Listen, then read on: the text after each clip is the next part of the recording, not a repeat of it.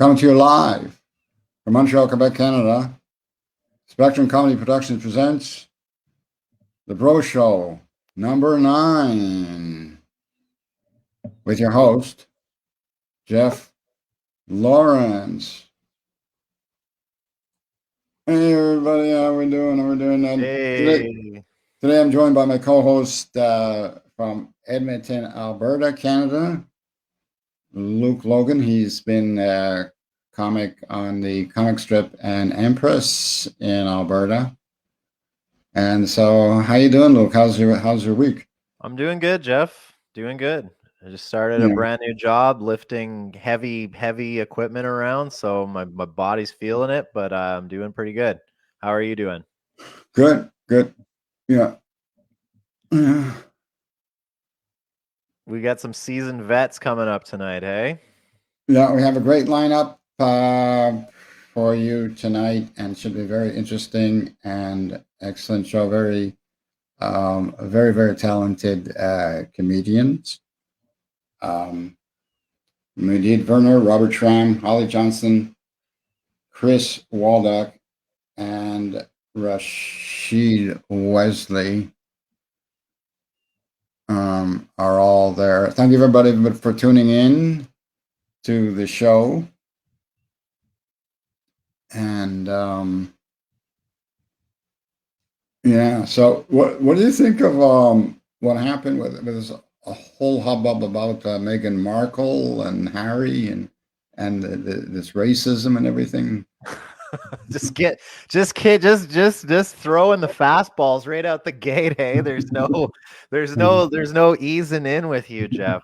What do I think about it? Let's see. I can remember when I don't want to give away my age too much, but when I was in my later teens and Diana died. And I remember thinking, like, everyone was like, oh my God, she was like an angel and all that. And like, the royal family's evil and all this kind of stuff. I think that there are a lot of people around the royal family who really like the way that things are. And so, they're forced to participate in this kind of ongoing, tradition of royal tradition and English tradition. So, I mean, I think there's two sides to every story, and real journalism would be to interview Meghan Markle and interview members of the royal family, but they probably won't. So, I mean, I don't know. It's funny that people watch The Crown and they love The Crown, and it's like basically like, hey, we're assholes, but yet in real life we get surprised when they do asshole things. So, you know, yeah, does it surprise me that the royal family would be racist and ask questions like that? No, not in the least. Not in the least. So, I saw this movie about was about Queen Victoria. So like set in the mid to late 19th century. mm-hmm. The story that took a personal interest in an Indian who was a servant, who became a personal servant to the royals, to the queen, was a personal assistant to the queen. Right. Took an interest, and there was she got a lot of flack, a lot of racist flack, and like the whole attitude was like they were like, what is she doing? She's Indian, like he's like very racist and negative stuff. Um, so it really gave a bad impression of the monarchy, you know, and I mean, she's the queen; she can do what she wants, but not. I mean, but there's a lot of it's still political. There's a lot of political stuff around it. Yeah. Yeah, there's a lot of noble people still around that, Mm. make a ton of money off of the current situation and the way that the royals are. They have a lot of land, they have a lot of money, all that kind of stuff. They don't ever Yeah. want things to change. So, as a mixed person myself, it doesn't surprise me that they've always been, very strict about their bloodlines and all that kind of stuff. So, I mean, we sit and pretend that this stuff doesn't happen, but of course it happens. Of course they talk about that stuff. So it Doesn't surprise me in the very least. Yeah. Yeah. Okay, so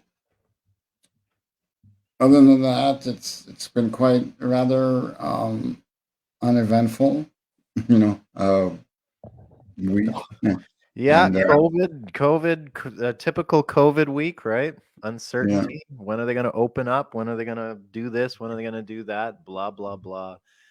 But I've been doing pretty good staying off Facebook and not arguing and fighting with anybody and just trying to enjoy the little things. And so yeah, I've been a pretty good headspace right now. I'm excited about doing more comedy.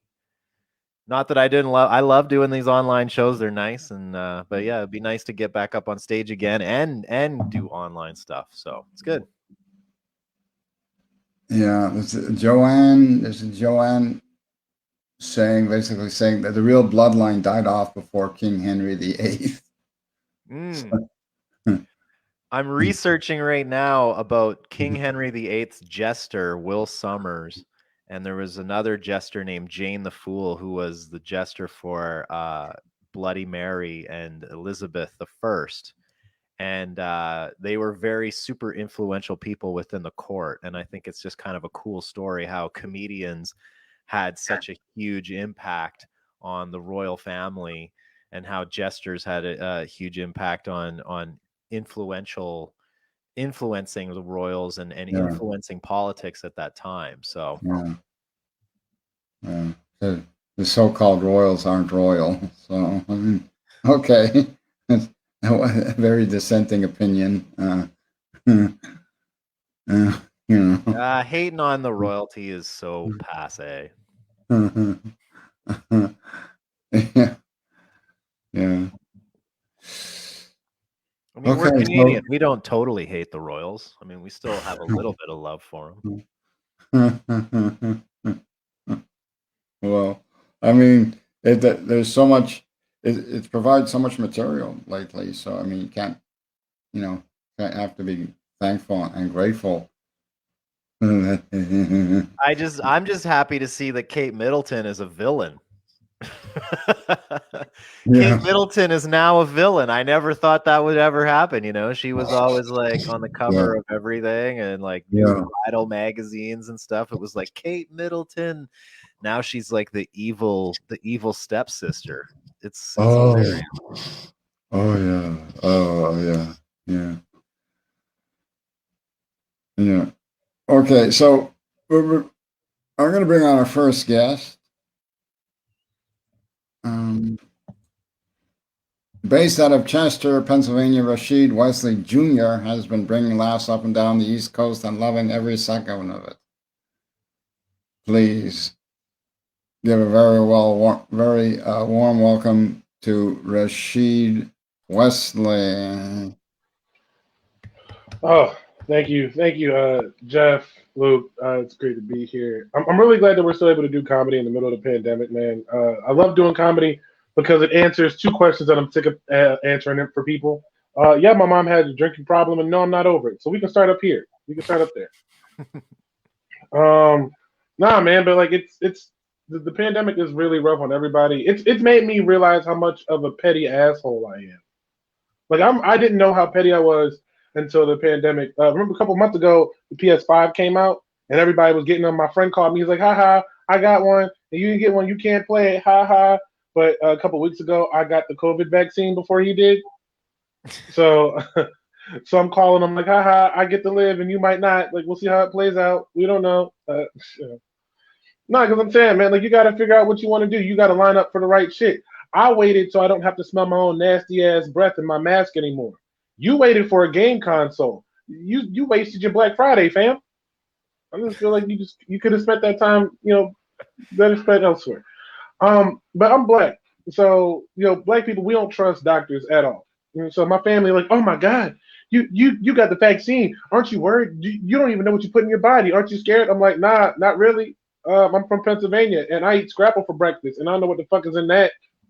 So somebody told me that's all pig, that's all face meat. I'm like, well, that's a delicious face. That's all I know. That's a delicious face. You think I give a shit what I put in my body? In college, I used to drink 2 Four Locos a night willingly. Like no one had to tell me to do that shit. You know. In fact, most people tried to tell me to stop, and I'm like, nah, I'm good. I can keep going. You know. You know, but like, you know, and then of course I got my conspiracy theory ass uncle. He's like, see, but now you got the vaccine, you got the microchip in you. Now Bill Gates is gonna track you. Now what? I'm like, once again, don't give a shit, don't care. All Bill Gates, all Bill Gates is gonna learn from my microchip is what poor people do with their day. That's all he's gonna learn. He's gonna sit at a screen looking at my microchip like, so you just gonna watch reruns of Martin all day? Just all day. Okay. like fuck a job, right? All right, that's fine. You know. And everybody's worried about their parents during the pandemic, but you know, if my parents didn't kill each other, COVID ain't gonna do shit, so I ain't worried. My mother is 6'2" and my father is 5'5". Yeah, so it looks like Kevin Hart matched with Medea on Tinder, and it's weird as shit every time you see it. But it's fun. My friends don't even believe that they're in a real relationship, because watching them kiss is seeing what would have happened if that T-Rex had actually caught Jeff Goldblum in Jurassic Park. Like that's what it looks like. But my friends don't believe it, because they're like, I know a forced marriage when I see one. This is a forced. This is an arranged marriage.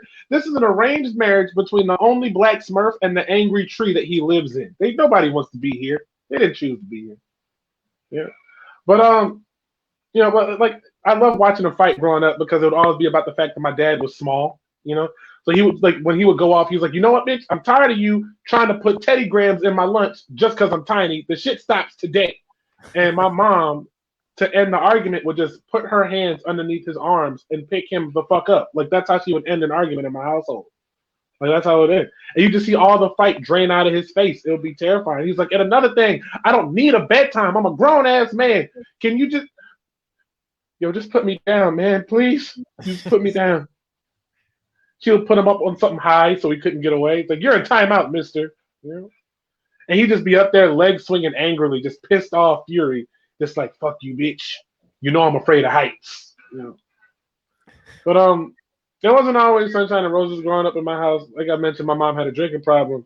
And one time, she actually blacked out, passed out against the door. The door broke, and it landed on top of me on the other side of that door. So I'm pinned beneath my mother and a door. And the only thought in my head is, fuck, man, I'm a virgin. You know, like, this is not the woman I want to die under. You know what I mean? Like, this is not the woman you know, I kept looking on the other side of the door for a more attractive woman. I'm like, please be Janet Jackson. Please be Janet Jackson. And it wasn't. It was LaToya Jackson with a Smirnoff sponsorship. That's who I was stuck with. Now, for those of y'all who don't know what LaToya Jackson looks like, she looks like Michael Jackson pretending to be his own sister. That's exactly what she looks like. You know?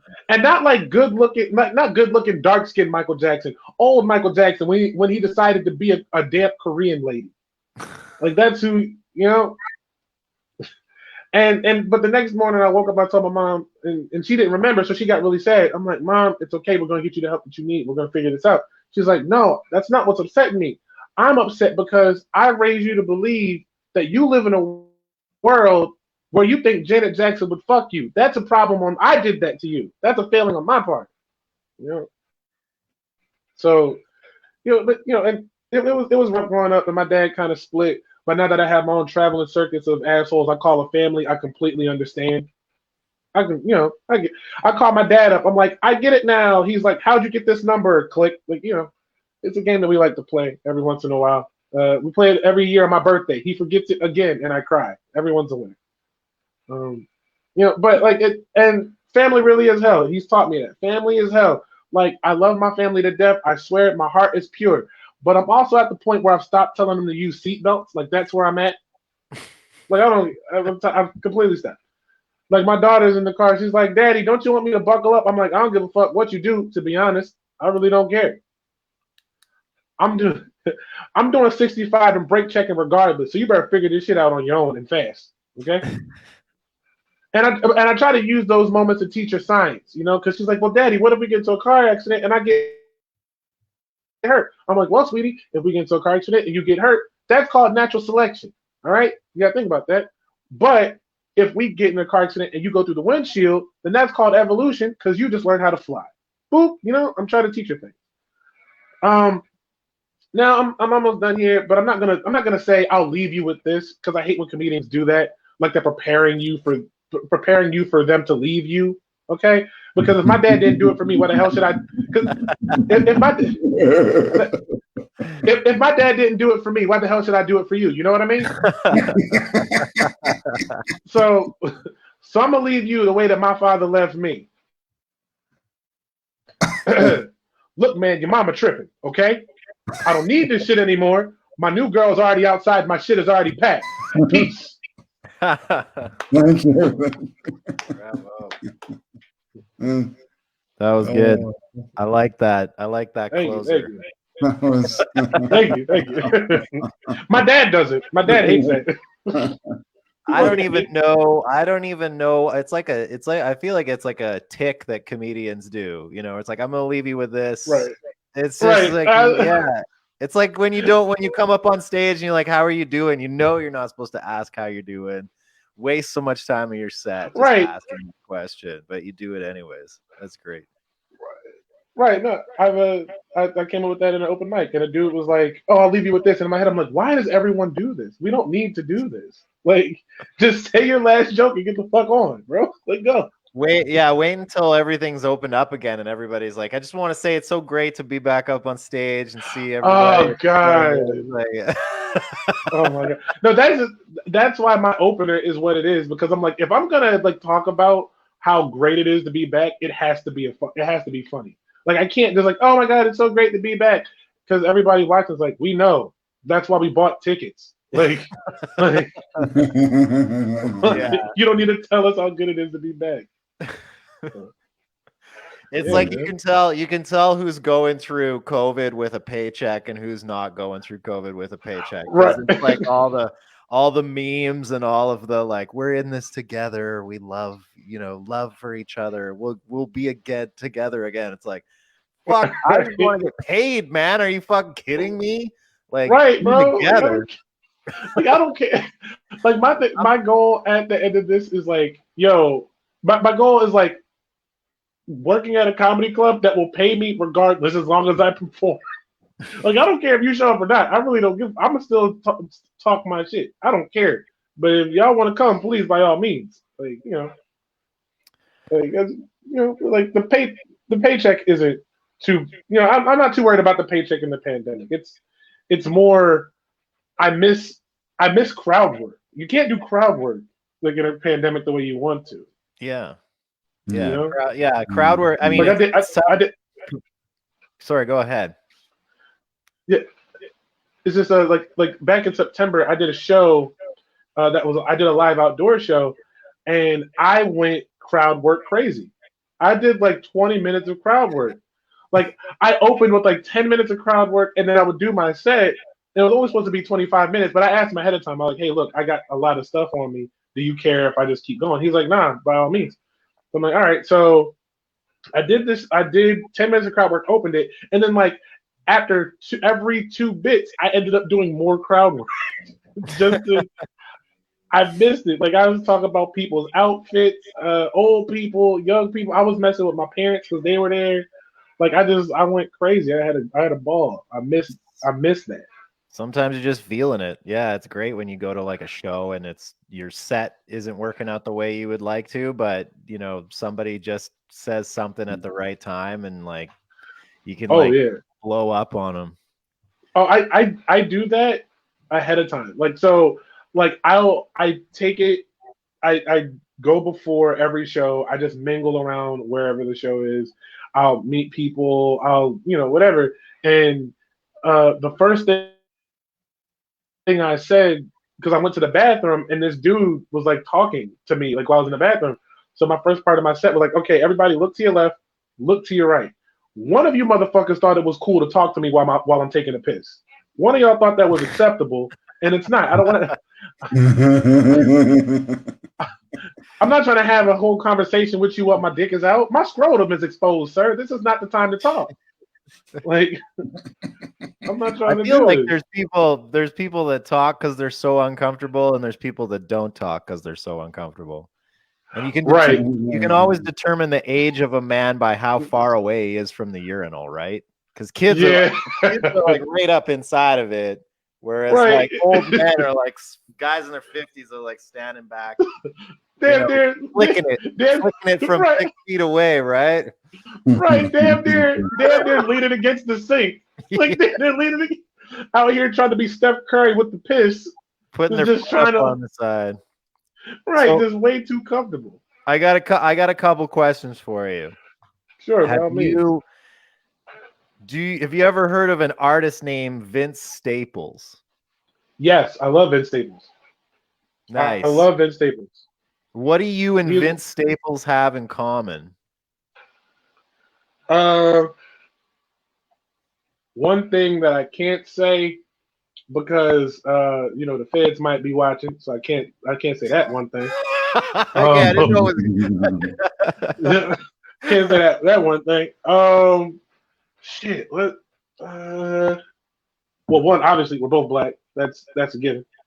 Other than that, I don't think we have a lot in common. I don't know. July 2nd.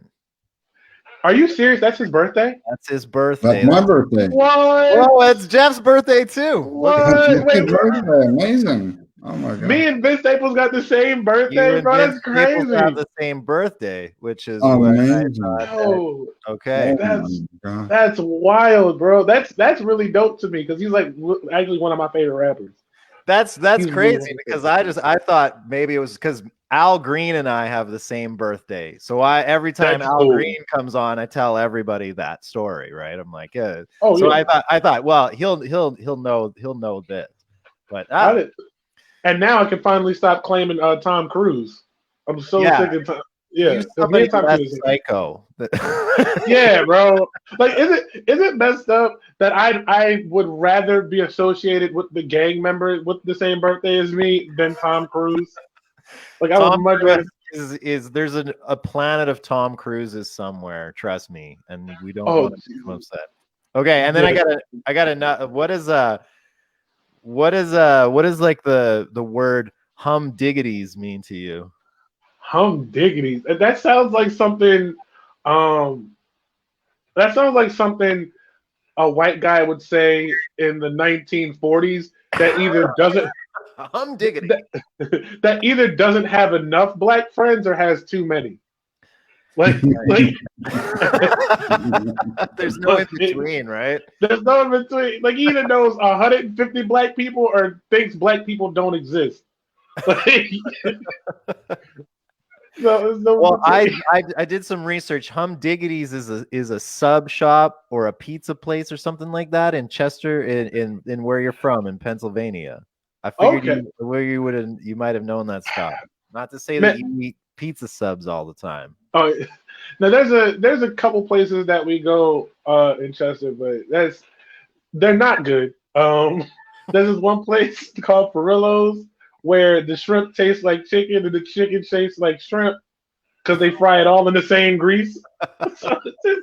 That is a bit. Terrible. That is a bit right there. The chicken Really? tastes like shrimp and the shrimp tastes like chicken. That is just funny as like, yeah, you got to use that. You 100%. I will, man, because it's a wild place, man. That. But humdiggities, what the hell are they doing in Chester? That name does not belong in Chester. That is too damn funny. Oh, I'm gonna have to call my mom and ask, does she know about that place? I'm gonna call her after the show. Yeah. Okay. Yeah, So man. what other show are you going on tonight? I have a Live, Laugh, Love show after going on a little bit based out of LA. It's actually funny with the pandemic. I've actually done more in the pandemic. I have upped my game so much during the pandemic. So that might be a silver lining because it's forced me to write better. It's forced me to perform more. So I'm actually that's one blessing out of all of this, is because if it kills an open mic, it'll kill on stage. Yeah. If it Oh, kills, if it kills I on mean, Zoom. if you can Yeah. make, Yeah. I've always said, like, if you can make a group of comedians laugh, like Yes. you can destroy on stage. That's why Oh, yeah. Oh yeah. I mean, that's Yeah. why Um, that's why I think it's I think it's kind of silly how everybody kind of shits on virtual open mics and stuff. And I was like, but Right. when we come back, look at how many more comedians are going to be out there. Like, people have an opportunity to try comedy. So now they're going to come and try open mics. The bars Right. don't care who buys the drinks, if they're people watching the comedy or the comedians. Like, as long as they're we're selling out comedy shows. Let's Yeah. go. Well, It I makes actually just had this. Yeah, I just had that conversation with a friend of mine before I got here. I ran into him at the store, and I'm like, dude, you need to start doing Zoom mics. He was like, nah, I'm good. And I'm like, wait, you think you're too good to do Zoom mics? Meanwhile, you're making TikTok sketches. Like, you're getting beat by 12-year, and he doesn't get over 10 likes a video. So I'm like, you're poo pooing what I'm doing. You're getting beat by a 12-year-old with a blind pug. Like, this girl is getting 30,000 likes a video with a dog that can't help but piss itself on the carpet, and you're like, but I'm messing up, but somehow I'm making the mistake. Like, okay, So, but it's it's look, you will be able to tell who was working out when everything opens up. When the clubs and the venues and the bars open back up, you'll be able to tell who was doing Zoom mics and who took a year off. You'll be able to see it. Oh yeah. It'll be very clear. Yeah. Oh yeah. That's on them. Okay. That's all. So, all right. So I guess you got to get ready for your next show. Yes, sir. Yes, sir. I'm about to put on some deodorant because I forgot to do that today. I didn't do that today. And honestly, this is a Zoom mic. This is a Zoom show, and no one would have known that if I didn't say anything. So I probably should have kept that to myself. Probably should have said shit. Ain't like nobody's out here watching the video like, oh, he looked like he stink. Like, chicken tastes like shrimp, and the shrimp tastes like chicken. Tastes like chicken. That might be the title of my first comedy album. Yeah, thanks for having me, guys. That means a lot. Thank you so much. Great to meet you. Thanks for coming on, Rasheed. And we're going to bring in our next comedian. Sir. Muted Verma is a comedian, YouTuber, and writer from the Maryland, D.C. area. Muted's comedy pertains to his Indian Hindu upbringing as well as his life choices related to changing careers, exploring hobbies, and nurturing relationships. Muted discusses current events and dabbles in fun wordplay bits to create a wholesome environment for family-friendly audiences. Ultimately, Muted thinks outside the box with dynamic content to provide a memorable and festive experience for everyone. So please give a very warm welcome to your screen to Muted Verma. Hello. Thank you so much. Thank you so much, Jeff and Luke. I've done a StreamYard show where they actually they talk first and then I do my set. So I feel rude almost, telling jokes before we even break the ice a little bit. But it's great to be here. I tell you a little bit about myself. I am a test tube baby. Which means my parents, they needed medical assistance to have me conceived, right? Which means my cultural roots, they're not back in India. They're in a petri dish. So, if a racist or some meanie told me to go back to where I came from, I'd be like, well, it's kind of complicated. There's like plastic involved. You got to hook up the wires and, it's a little complicated. I really want to get into competitive spelling. I've never actually done a spelling bee, and I want to compete now because I think I can really add to the diversity of spelling bee contestants. Because I'm over twice the age of the rest of those kids. Like, adults can do spelling bees too. Like, let's fight age discrimination, one grown-ass Indian man at a time. Like, who's with me? You know, this is the movement we got to get behind. Adults doing spelling bees so we can get a fair shot at getting on ESPN. That's the one non-sport that ESPN. I just offended half my cousins. The thing with spelling, I also have I have beef with artificial intelligence. I don't get along with AI because my phone autocorrects my name, which is Mudit, to the word audit, which is ironic. It's like there has to be at least 10 other Indian guys on the autocorrect maintenance team. Like, get our names in the system. Like, audit that. You were on the ESPN National Spelling Bee a decade ago. Like, apply those skills to your day job. Maybe they're burnt out. I can't blame them. They're past their prime. That's our rock star lifestyle. Killing it at the bees. I was actually I have a day job now. Talking to Jeff before the show. I'm thankful to be employed, but I was not employed for almost all of 2020.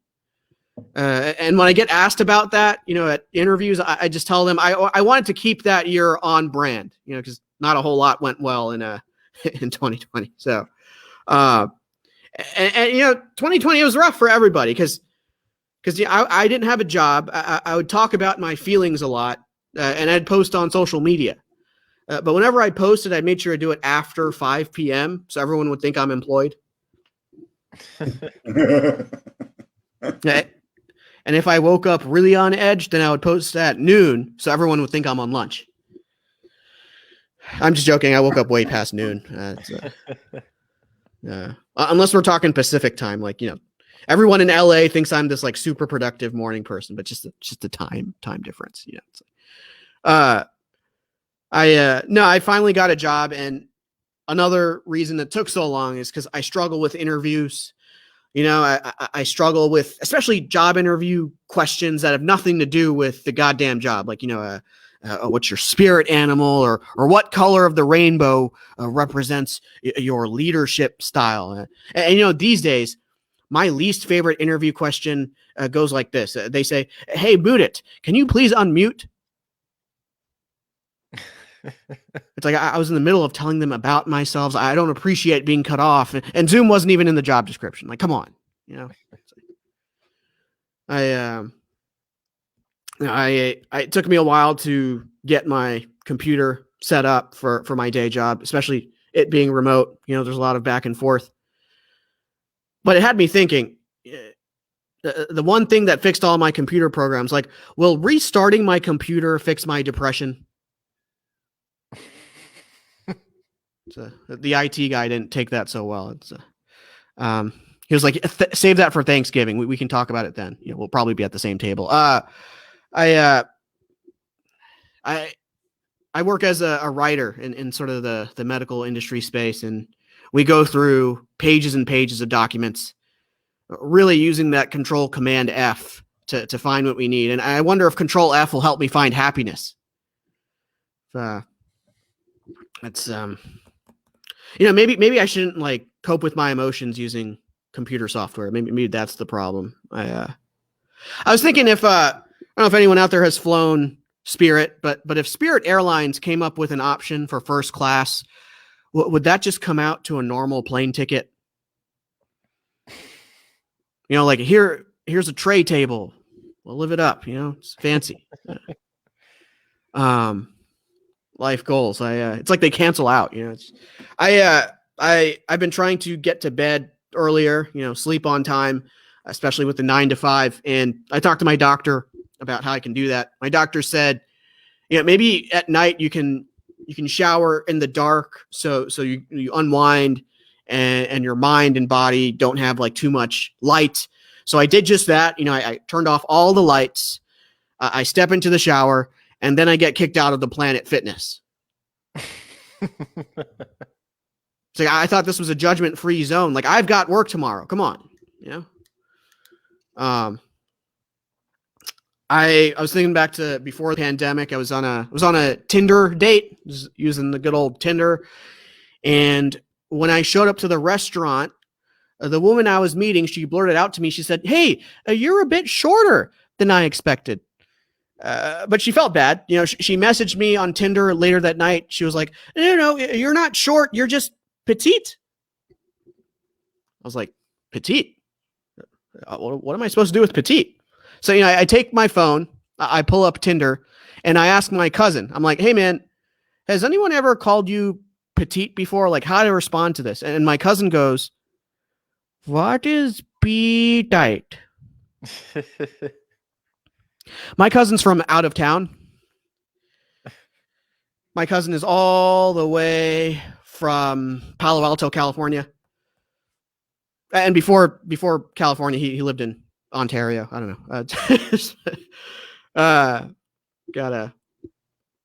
I'm vegetarian. I've been vegetarian for about 90% of my life. And going green is cool. But the reason I'm vegetarian is because I was raised in an Indian Hindu household.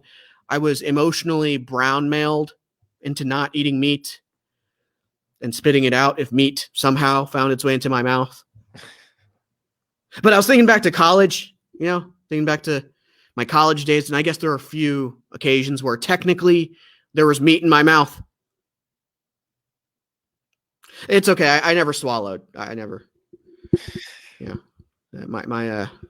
Hindus, they can breathe a sigh of relief.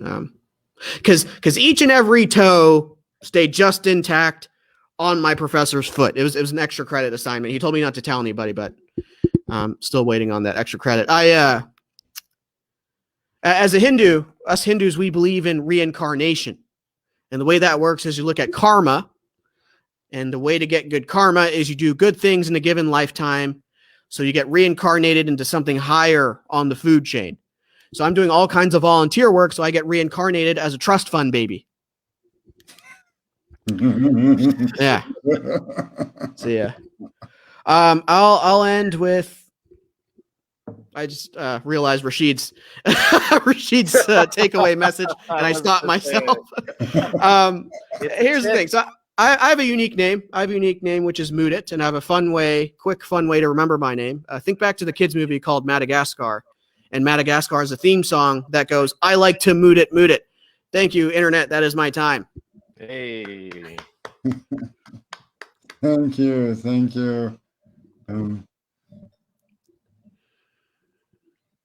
Nice. Yeah. Thank you. Good set. Actually, I'll leave you with this. It's something typically said by like someone who's like a psychic reader or a medium, if they're giving like reading or messages, and they'll go on, like they said, to go on for 10 or 15 minutes, and then at the end they'll say, "Okay, well, I'll leave you with this," and it has to be like a very crucial, awesome message that the person will remember for the rest of his or her life. Right. Yeah. Funny. I feel like I leave you with this feels good though. When you're watching other people on stage and they're like, "I'll leave you with this," you're like, "All right, I know it's over. I know it's going to be over soon," right? So you can usually you're preparing to go up on stage yourself, but I mean, we're always it's like a nervous tick. Absolutely. Yeah. But I mean, Mudita, how long have you been doing stand up for? Are you doing clubs? Do you do open mics? Are you doing mostly virtual stuff? Like, what do you do? Yeah. So I started stand up in the late summer of 2019, and it was a very deep dive into, I was in between jobs. So I hit as many mics as I could in I guess that's 5 to 6 months before the pandemic hit. And I was able to squeeze out I don't know, 1 or 2 showcase spots, guest spots and things. So then the pandemic hits. I'm pretty active in the Zoom comedy scene. It's been really helpful, especially as a beginner. And then here in Maryland and DC, the clubs did open back up for this brief, in the early spring or all of spring in 2020, like there's like social distancing and masking and like comedy kind of came back, and then the cases started spiking again when the weather got cold. So I did like a handful of club spots. There were bringer club spots in that like return, like in the springtime. Especially because the bringer requirements were fewer in the number of people since like, the social distancing. So yeah, pretty new, but pretty active as well. And am I crazy, or did you study to be a pharmacist in Singapore? Yeah. So I went to school here in Maryland, but I had an internship in Singapore. Nice. Yeah. Nice. How was that experience? Wow. It was awesome. Oh man.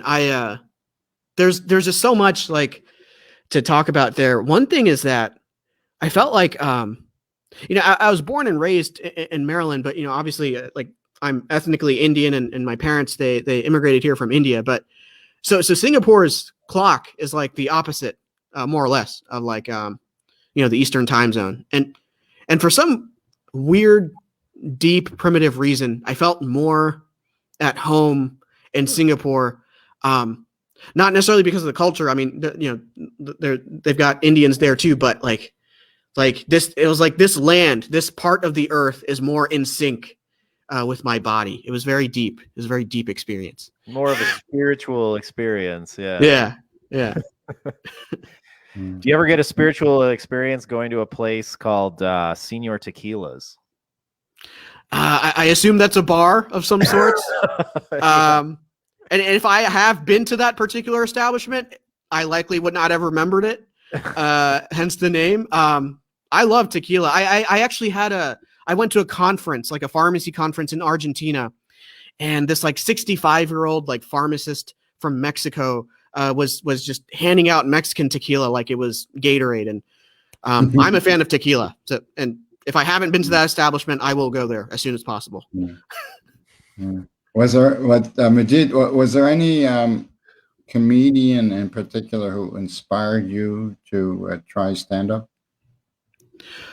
Yeah, I'll start with like kind of the local scene. I have this friend here in the DC, Maryland, Virginia area. His name is Camilo Diaz, and I think he goes by Hoya Diaz in like the comedy space. Not too big on Zoom. 3 or 4 years into stand-up, and I've known him for a decade. So logistically, like this particular friend, he like surprised our friend circle with like his stand-up and like his shows. Like he sort of grinded in secret for a few months, like secret with respect to us friends. And then when we went to his shows, my friend circle sort of like picked me out to like give it a shot.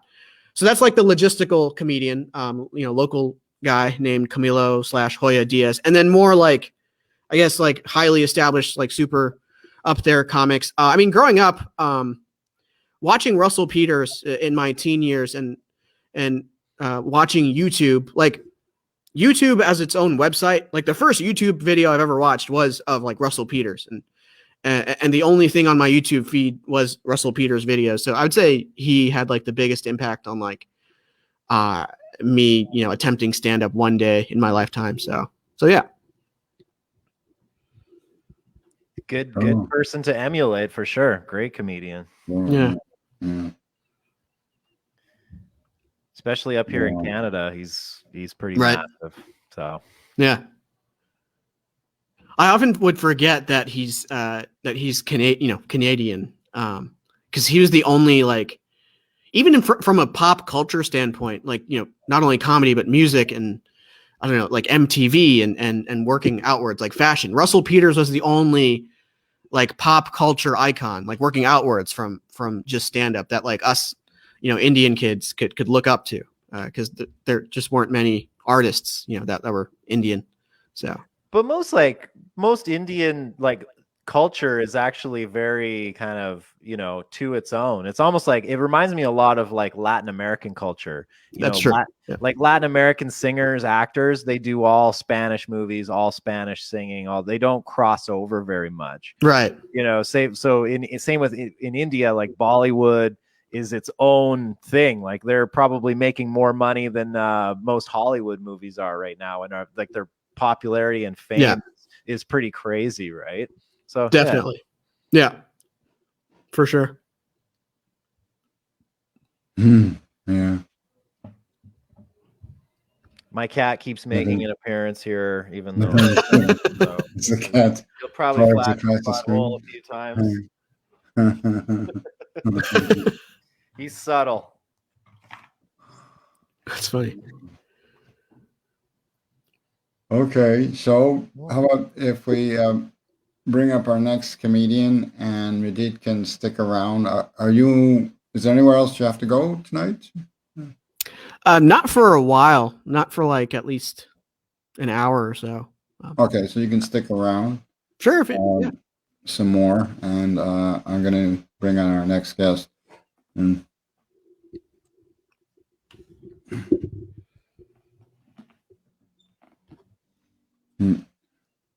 Robert Schramm is an actor, singer, songwriter, and comedian from British Columbia, Canada. You can find him at Robert Schramm Comedy on Insta and Facebook. Please give a very warm welcome to Robert Schramm. Yeah. Hey, everybody. Thank you. Thanks. Great stuff over there, Moody. Good job, guys. Thank you. Jeff, man, when I wrote Insta, I really just figured you'd know how to say Instagram. I didn't know I had to write that out for you, but hey, what are you going to do? So I'm going to leave you guys with this. No, my name is Robert Schramm. My friends call me Bob, so of course you guys can call me Robert. I'm so happy to be here. I'll be honest with you, I'm a little bit nervous. How's my hair? I parted it down the middle for you. I understand that shaving your head to hide the fact that you're going bald is kind of a weird concept. It's like throwing a bunch of shit on your lawn to try to hide the fact that your house is a mess. But it works for me. At least that's what my wife says. When I was younger, I was in my 1980s, I used to have this full-on parted down the middle, feathered mullet. It was all champagne up front, hard drugs in the back. I used to look like the illegitimate stepchild of Sean Cassidy and Billy Ray Cyrus. For those of you younger folk out there, you may have to ask your parents who Billy Ray Cyrus is. But if you want to know what a Sean Cassidy is, you're going to have to ask a grandparent. God, I've been wanting to do stand-up for so long. Unlike these other gentlemen, I'm still very new to this. It's been such a dream of mine. And here I am on a Saturday evening alone in my room, looking at strangers on my computer. It's funny how similar stand-up comedy is to jerking off. And like masturbation, it is way more fun with an audience. Speaking of jerk-offs, it recently came to light that there were over 95,000 official reports of sexual misconduct in the Boy Scouts during its 100 years of existence. And that's terrible, right? And I was personally in the Boy Scouts for like 2 years, and I never saw anything like it. Should I have dressed sexier? Like my dad always said, whenever possible, start them off with a pedophilia joke. Hey, did you guys ever get the sex talk from your dad growing up? Yeah. Anybody? No. Oh no. And not only was it embarrassing to have your dad tell you about sex, but my dad was also my high school sex ed teacher. Oh, can you imagine that? That's a whole new level of embarrassing. Like, imagine listening to your dad explain boners to you with 22 of your best friends and worst enemies taking notes and asking questions. For instance, this one cute little cheerleader in our school, her name was Lizzie. During sex ed class, she asked my dad, she said, "Excuse me, Mr. Schramm, is it true that every time a boy gets an erection, he ejaculates?" And without missing a beat, my dad said, "Lizzie, if that were true, we'd be swimming in the stuff." You know, my younger daughter heard about condoms recently. She knew that they were supposed to keep you from having babies, but something was lost in translation because she thought that women wear condoms to physically block the babies from coming out. Do yourselves a favor and don't try to picture what that would look like. So I hope you guys are all having fun tonight. I'm, as you can see, I'm drinking the peach White Claw this evening. White Claw is a drink for those of us who find Smirnoff Ice a bit too manly, and we long for the days of Zima. If you've ever been to a bar and your friend says to you, "Hey, let's get shots," and you're like, "Oh, I'll take a peach schnapps," then this White Claw is for you. See, I've been a successful educator, a consultant, a business owner in my life.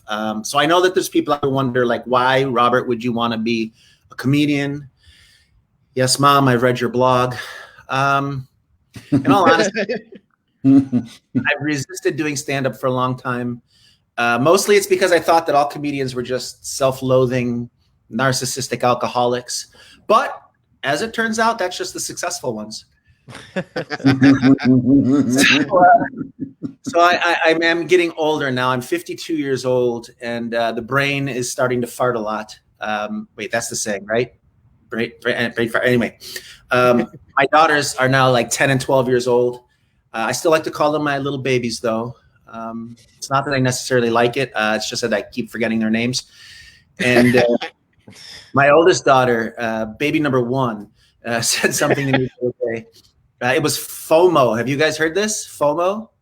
Yeah. It's spelled FOMO. And I was like, okay, I don't know what this means. And I just kind of wanted to ignore that fact. But I found myself having to Google it out of this fear that I might be missing out on something. Anyway, how are you guys doing with this quarantine stuff? You doing okay? Yeah? No. It's getting hard. My daughters have been so bored with all the time at home. They've started asking me to give them things like mysteries to solve, funny things that they could try to figure out, like the case of the missing salt shaker, or I don't know. So obviously as a father, I went for the obvious classic traditional mysteries, like guess who just farted, and see if you can figure out which one of your strawberries I've already licked. They started getting pissed. They're like, "Dad, can you please just give us a mystery where the answer isn't you doing something disgusting?" And I thought about it, and I came up with this. I was like, okay, I'm actually proud of this. I think this is a good mystery for them. I was like, okay, girls, one of my 2 children was planned for, and one was a mistake. See if you can figure out which one of you is which. I called it the case of the unwanted child. Honestly, I was afraid the case of the botched abortion might be too insensitive. They've been fighting about it for a week. I don't have the heart to tell them they were both accidents. It was at this point that my wife jumped in and she's like, "All right, forget about him. I've got a mystery for you girls. See if you can guess which one of your daddy's friends is your real father." What are you gonna do? It seems the smart money's on Fernando. We'll see. My daughters are both awesome, though, really. Lainey, the younger one, is like totally girl power crazy. I love it. I asked her what she wanted to be when she grew up, and she answered God. And I thought, okay, that's ambitious. And then I said, baby, I think that job's already taken. And she said, yeah, by a man, and he's screwing it up. My daughters remind me a lot of my wife.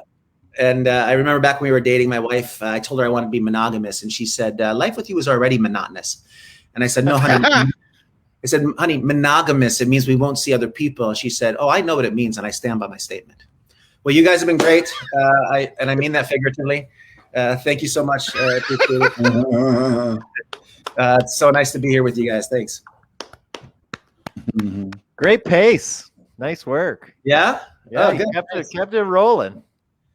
Well, if I have a fault, it's going too fast, actually, I would think. So I appreciate that. Yeah, it's good to be here with you guys. Thanks so much for having me. I've got Jeffrey there with the oversized novelty glasses, and then we've got Luke with the oversized medicine jar as a glass. So you guys are rocking it tonight. Thanks for having me. Let me see that medicine jar. This is my BB-8 cup. It looks like a pill bottle. I'm a 39-year-old man with a Star Wars cup. I'm surprised that you're drinking White Claws and not Bad Tattoo Brewery. Wait, how do you know about Bad Tattoo Brewery? Because you're from Penticton, right? I am from. Are you internet stalking me, dude? I said, you know what? I'm going to get really creepy with all the guests today and like start asking very detailed questions about where they're from. Hey, There must Jeffrey, be some fantastic breweries and places in Penticton, though. Bad Tattoo Brewery. I actually have a shirt from them. It's a Bad Tattoo shirt with a little hoodie. It's actually really cool. It's one of my favorite shirts. That's so funny you come up with that. Yeah, you've definitely been internet stalking me. Do any of the breweries or the bars or anything like that put on any comedy shows? You know what's interesting is I wouldn't know. I truly am a COVID comic. I started comedy in May of last year. Oh. So I've never been on a stage. My stage is my bedroom with this paper background. So now that you all hate me,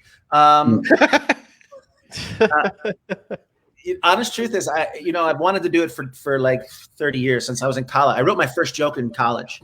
I'm 52 years old now, and I've just always been saving jokes and saving ideas. And someday I was going to get up on stage. Someday I was going to do it. And I was telling my wife about it, and she was like, "Well, we're in the middle of a pandemic. What else are you going to do? Why don't you go look around and see if there's anything you can do online?" So I started doing it. Before I knew it, I had done 30 open mics. I've been invited to 4 or 5 different comedy shows now because of it. I did a half-hour comedy show for friends and family. We had like 60 people on Zoom all watching it. I did a full half hour with a couple of other friend comedians who came in, and it was a good hour show. And it's gone really well. It's been really exciting. I just really wonder what actual live laughter sounds like. Is it good? You're gonna love it. Keep the same pace. You'll be fine. Yeah. Okay. Oh, yeah. This is a good preparation for you for getting up on stage. It's like training. I think like the online, like the Zooms, it's kind of like a training ground for like getting up in front of a like real live audience instead of but you can have virtual audiences of when you have like 30 people in a Zoom and it's virtual. I mean, it's not the same thing, of course, but it's virtual. If people think you're funny, you'll hear and see people laughing. Well, I'm a test case. I'll tell you guys if it actually helps or not. Because I'll get up on stage, and if I bomb like crazy, then you'll know that this was all a waste of time. You always feel like you bomb at sometimes you'll always feel like you bomb at open mics because there's so many comedians there, and comedians are either worried about their own set and they're thinking about their own performance that's coming up, or they're just assholes that don't want to laugh at other people's jokes. So it's tough. It's tough to do comedy to do open mic comedy, but it's where you sharpen up your stuff so that when you do go up on stage.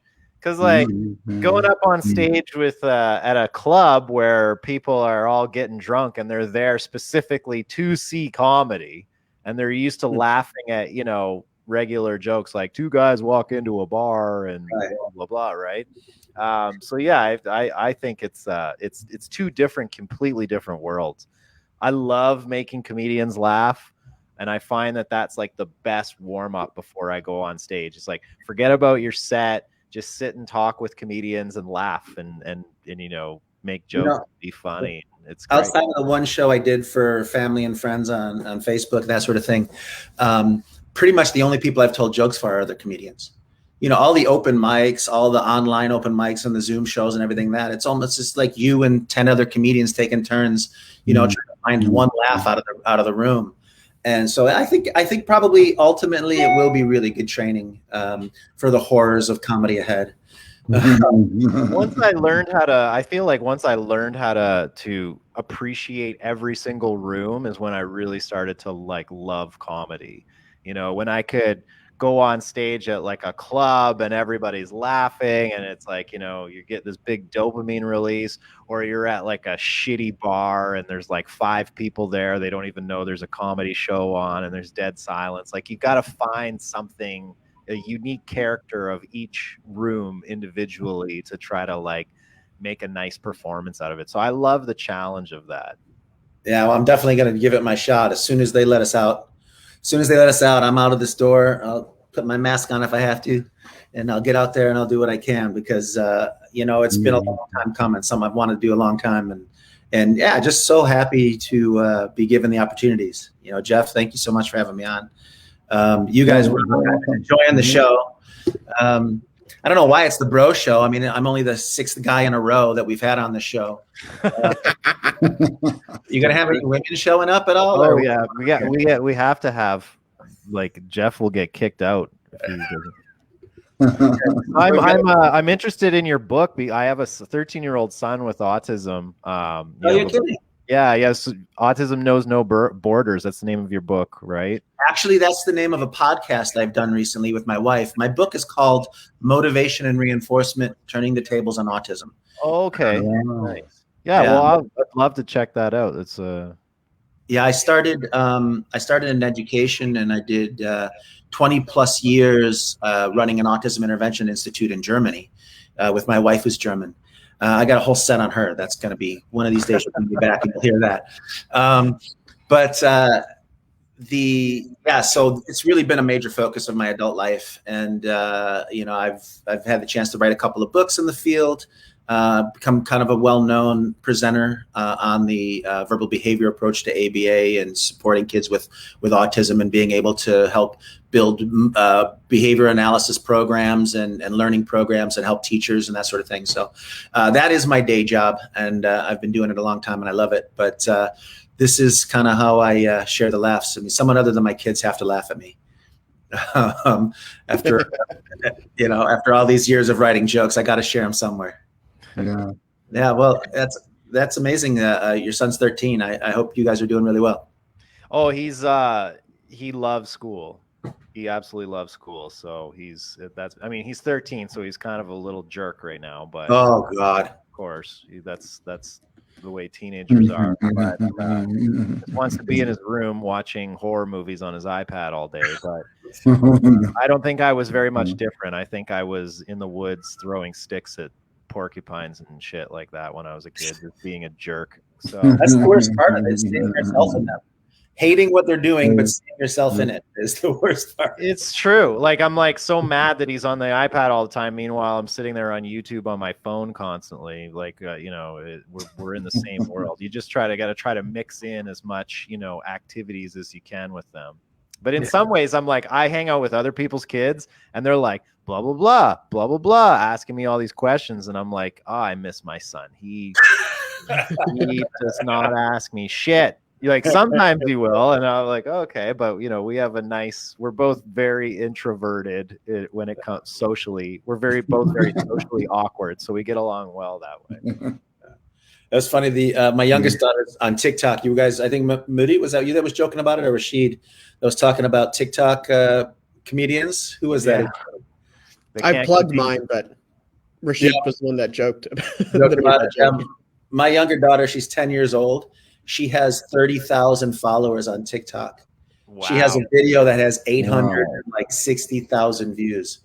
I think I've never been looked at that many times in my real life, let alone on TikTok or anything else. It's scary what these kids can do. Wow. Yeah. What? Okay. All right. So we'll bring in our next guest. That's usually what the silence means, right? From backstage. When you get silence from 4 people, that usually means next guest coming up. That's called the silent segue. Yeah. She competed in the World Series of Comedy in Las Vegas and has performed at the Rhode Island Comedy Connection. From Boston, Massachusetts, please welcome Holly Johnston. Woo! Oh, how's it going? Not supposed to say that. So yeah, so I'm from a suburb outside Boston. I would say it's a pretty white area. Basically, if I heard gunshots in my neighborhood, I would immediately start running. Because that means the 5K is starting.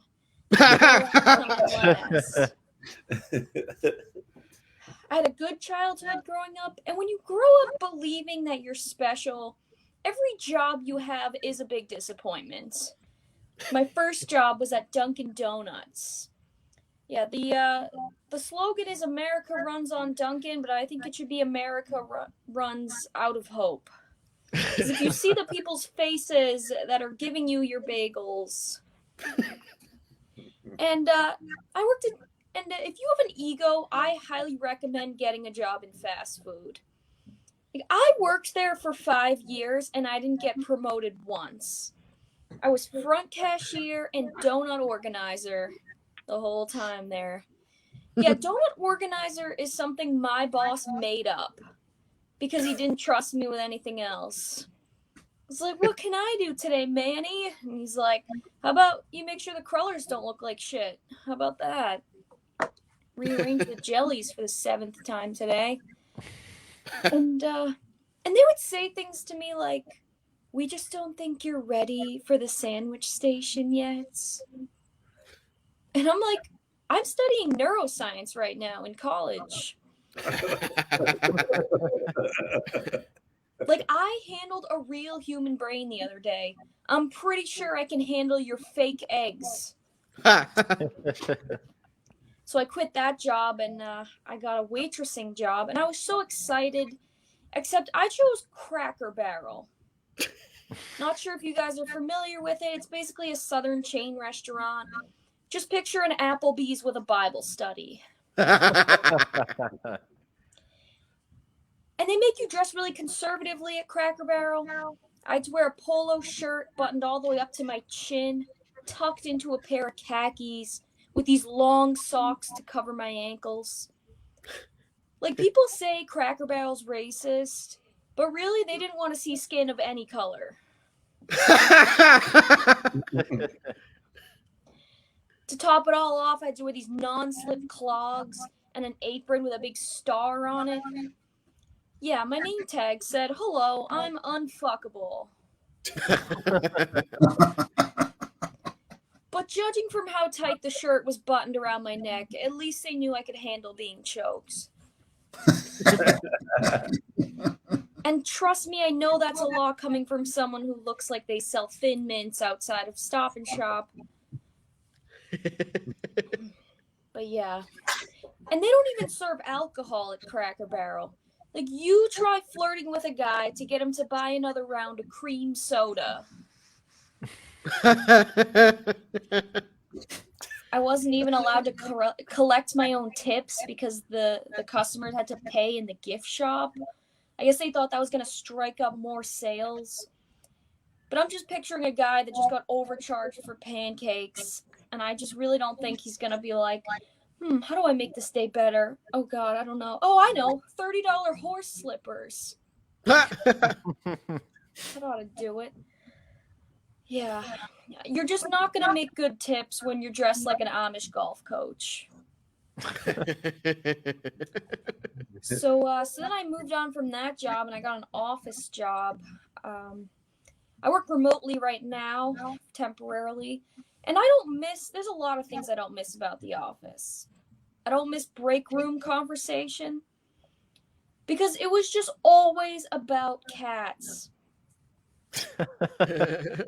My coworker would be like, guess what persnickety did last night? I'm just like, ugh, did he get stuck in the drawer again, Linda? I don't know about you guys, but I've never heard a cat story and had follow-up questions. Like, I've never been tossing and turning in my sleep, like, and what happened after he ate the catnip? I'm not very good at my job. I have to do a lot of stuff with data entry, so working with spreadsheets and things like that. And I'm a Gen Z, which means I have no attention span. It's like, I put on a podcast the other day to empty the dishwasher. That's where we're at. And I just remember when people had patience. Do you remember the radio? People would just listen to 10 songs they hated just to get to one okay song. And then you'd finally find a station, and then you'd cross a state border, and all of a sudden it would start going out. Starts getting all staticky, mixes in with all the other stations. You know, you're listening to the Black Eyed Peas, and it's like, 'cause tonight's gonna be a good night for Taco Bell's 3-piece chalupa. It's like Natasha Bedingfield. I got a pocket full of cars for kids. K-A-R-S, cars for kids. Or like Akon. You only see me looking at you when you already know I wanna fuck you. But only at Sears. It won't last long. Gen Zs were the worst. And I know that because I lived with 5 girls my own age. And that felt like I was living with seagulls. Because they would steal my food, and the second I turned my back, gang up and shit on me. And similar to seagulls, my roommates could also get taken out by one seltzer. I had this one roommate, let's just call her Tarjay. She didn't have a lot of personality, and her laugh sounded like someone stepping on an old floorboard. That's every time. Thank you so much. Very nice.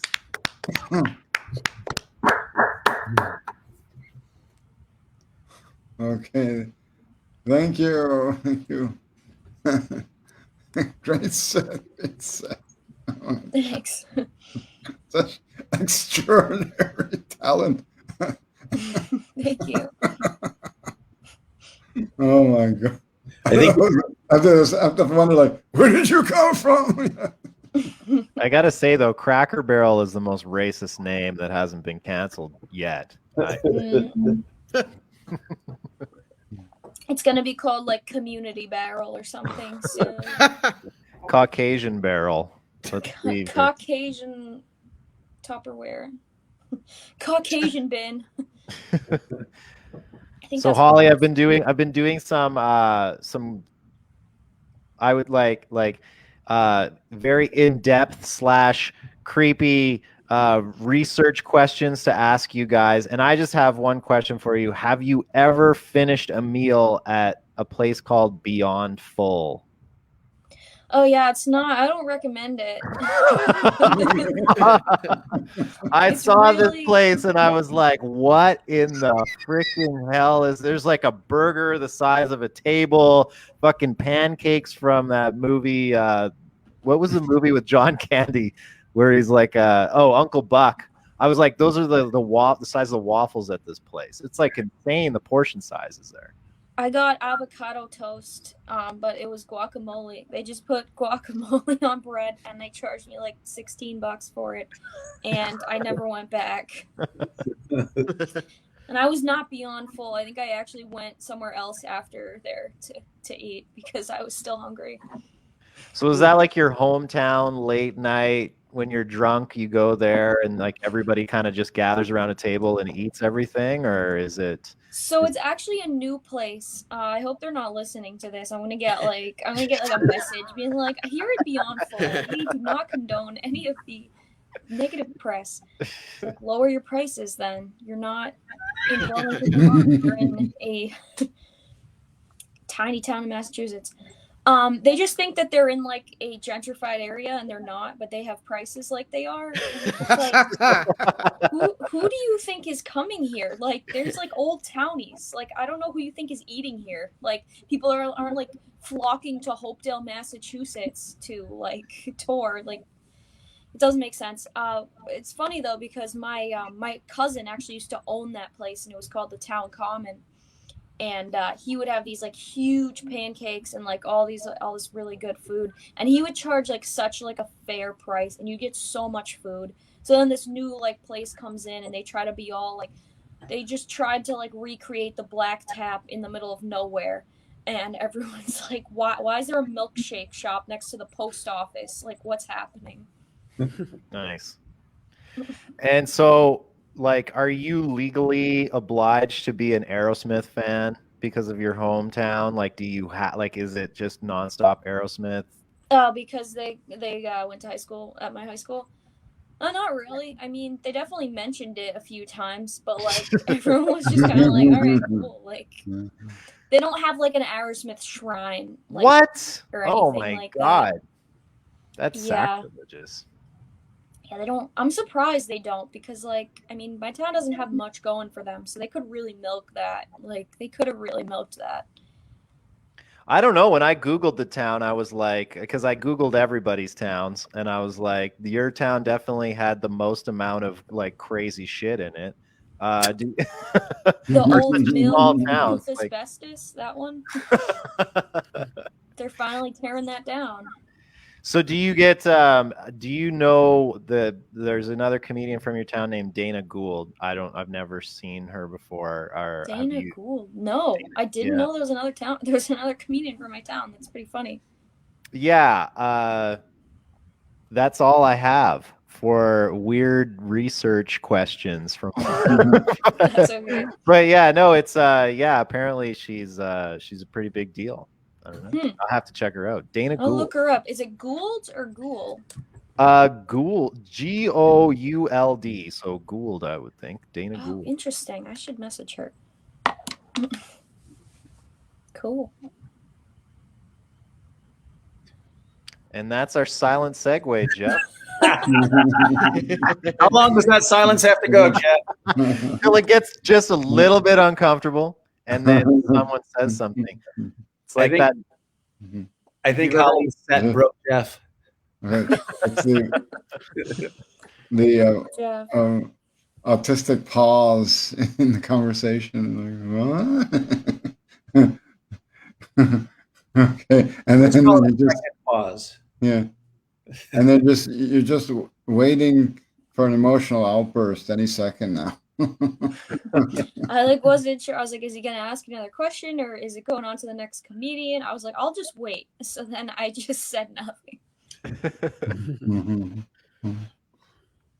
It's like all of my parties. What year are you in? So you're going to university now? No, I actually graduated in 2019, right before the world shut down. I graduated in May 2019 with my bachelor's in psychology, and I have been taking a long pause since then. Okay. So you're not going to do any postgraduate work? I don't know. I mean, I've just been doing a lot of this. I mean, I have a full-time job, so I feel like I can afford to just work and to do this at night and stuff. And I've been really investing a lot of time and money into comedy, so I kind of want to see where it goes. Cool. Very cool. Okay, so we'll introduce our next and final comedian. He's in Las Vegas and has performed at the World Damaged Show. Now, from this introduction, it appears as though he's a man of few words, but we're going to see differently in just a moment. Please welcome to your screen, Chris Walden.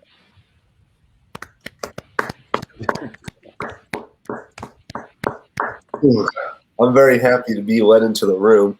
And the fact that my psychiatrist allowed me to be here today, so I'm very, very, very happy about that.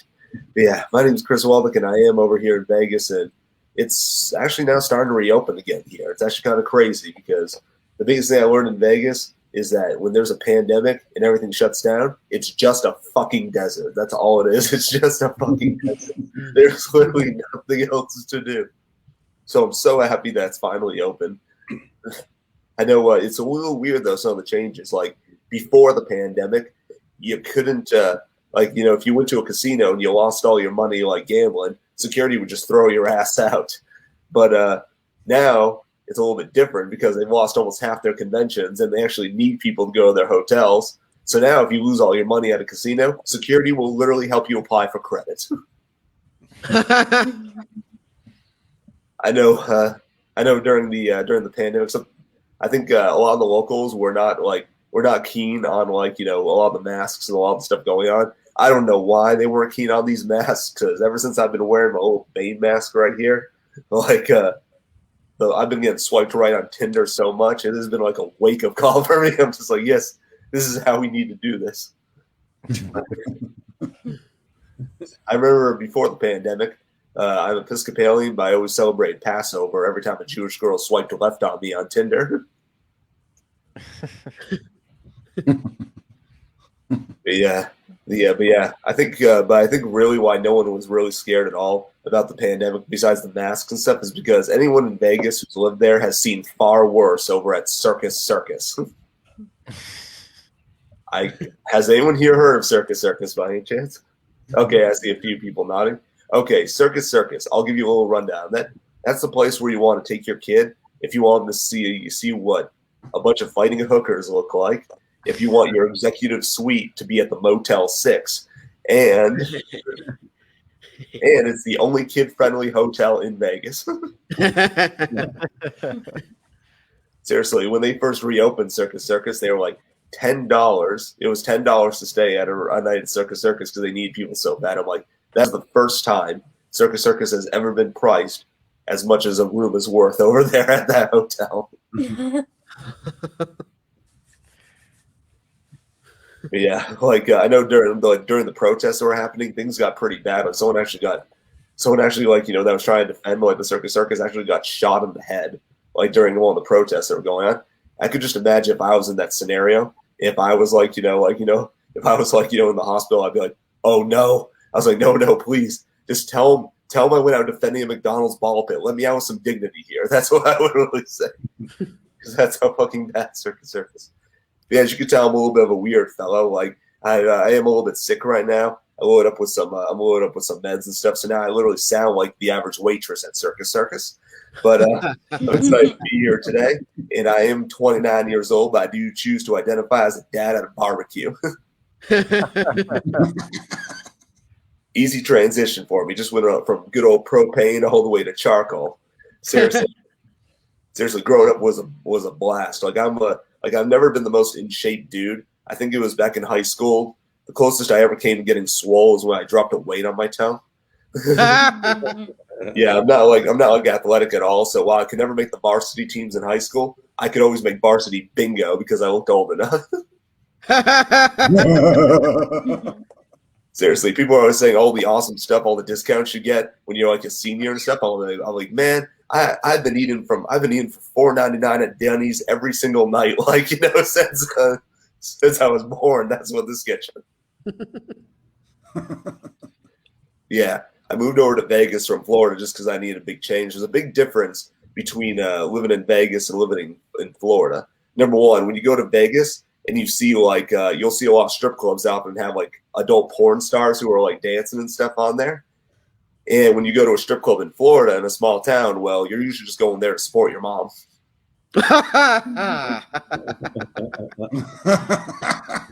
I'm just messing with you. I wouldn't go to a strip club to support my mom. She ain't hot enough. I know back when I was during the pandemic, it got so rough, man. I accidentally relapsed into my porn addiction, and that is just you want to talk about hard times. I've struggled with porn addiction since I was a kid. Literally, when I was a kid, I watched it was so weird because I'd watched so much porn to go over to my friend's house, because whenever I saw his hot stepsister, I just always assumed he had dibs. And when you're an adult watching porn, shit gets weird because then Google is actively tracking your shit, especially during a pandemic when you have nothing to do but watch TV. All I do is watch Pinocchio one time, and then what are the first 5 pages on Pornhub? Fucking marionette puppet porn. That's what they're playing on Pornhub. Marionette puppet porn.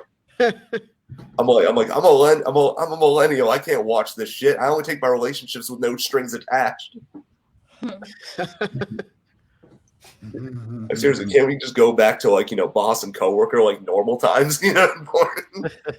What's weird is that I've been pretty much cooped up in my house during that time for like months. So when I see that popping up on screen, I'm like, this is what people fucking look like now? Is that where we're going here? Yeah. I did the scariest experience I had over pandemic. I had a really scary one. I ordered a Chuck E. Cheese delivery. Voluntarily. And let me tell you, if you thought that those woodland critters were scary on stage, wait until they show up at your front door. And I'll leave you with this one because I do know I look like somebody's dad. I'll tell you one of my favorite dad jokes. I never understood why females were afraid of robot sex brothels. Because seriously, they are the perfect one-night stand. So mechanical. Once it nuts, it bolts. Thank you for your time. You guys have a great night. Thank you.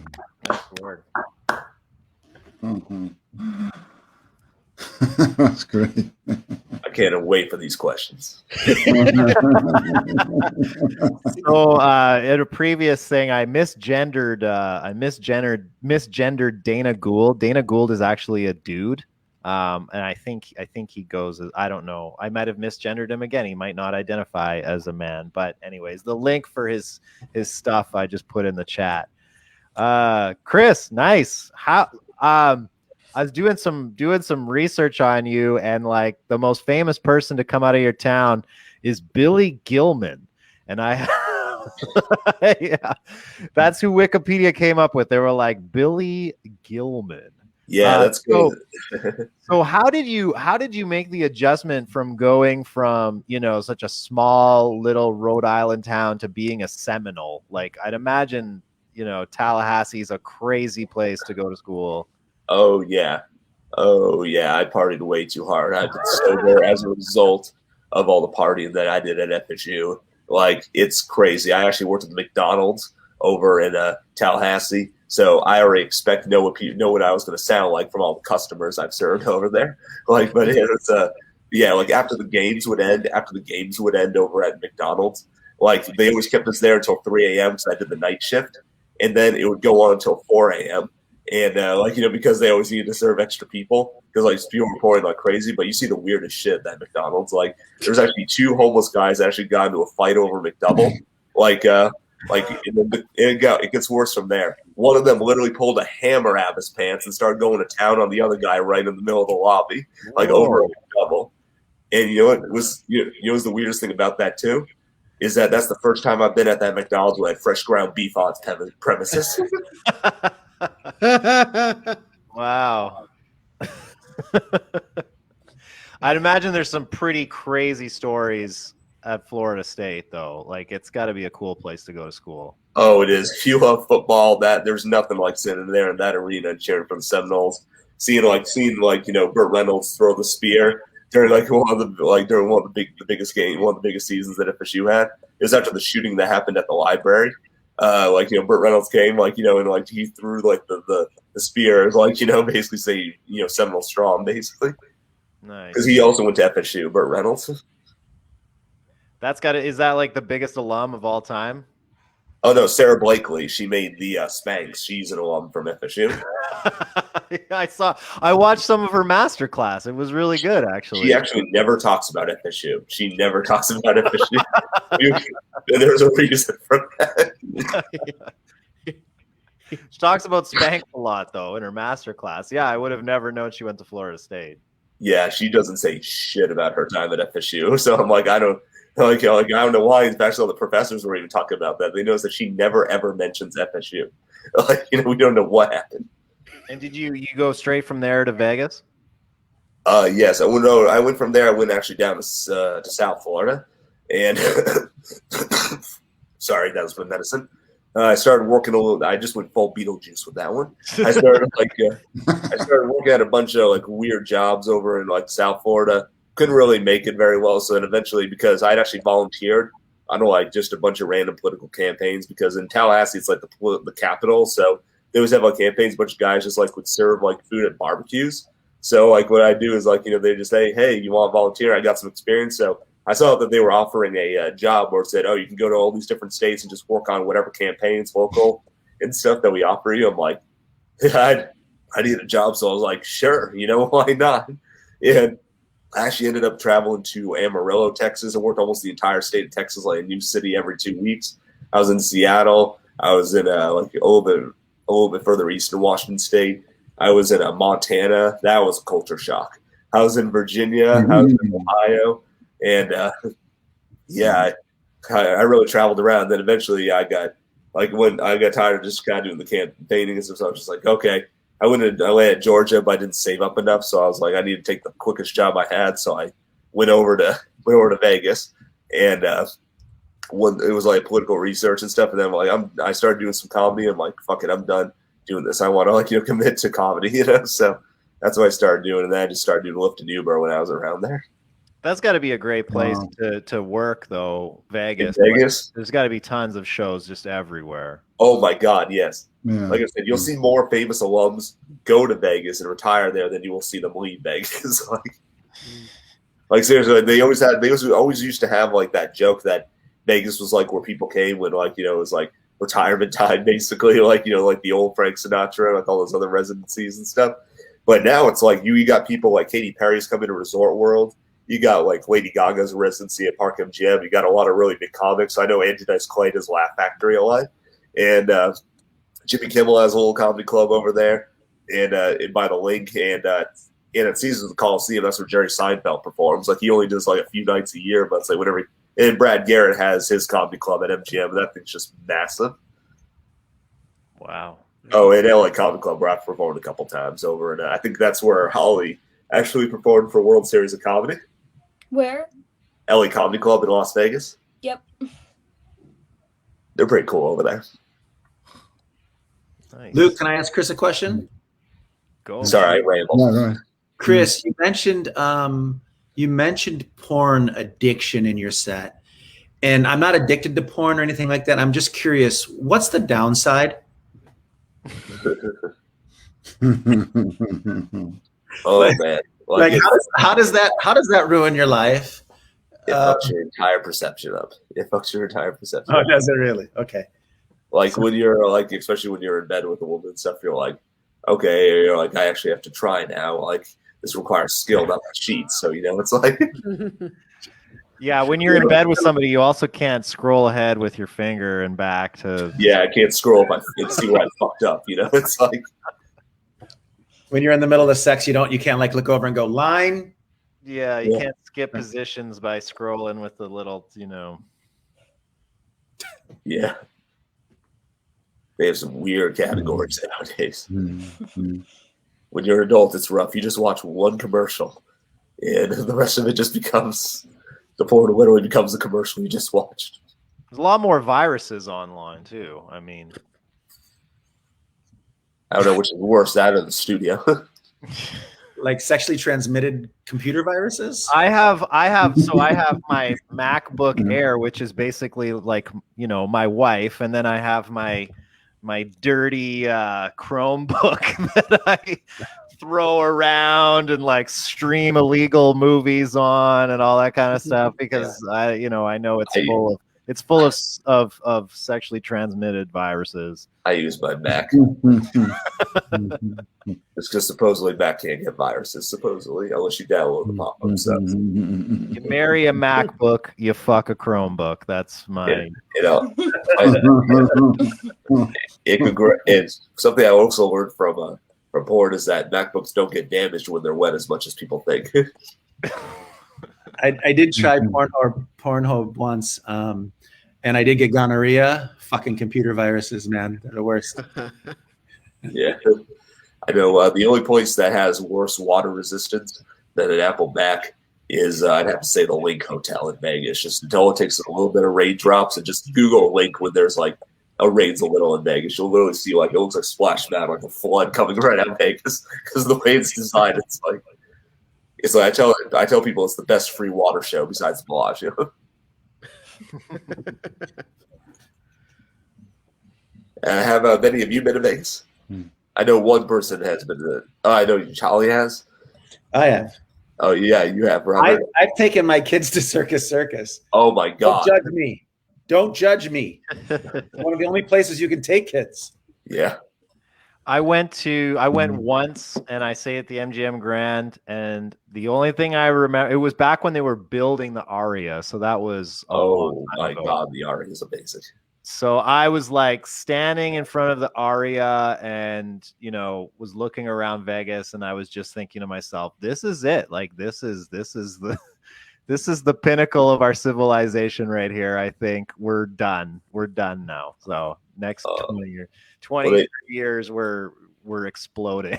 Yeah. Wait till you see Circa, the hotel they just built in Fremont Street. It literally has a 3-story like pool where you can like sit in a little like floaters and like drink margaritas and watch the game on a massive Titantron. I just opened on Fremont Street. I'm like, first people are like, why isn't that on the Strip? I'm like, no, it's perfect because there's no other hotel and casino in Fremont that can touch that.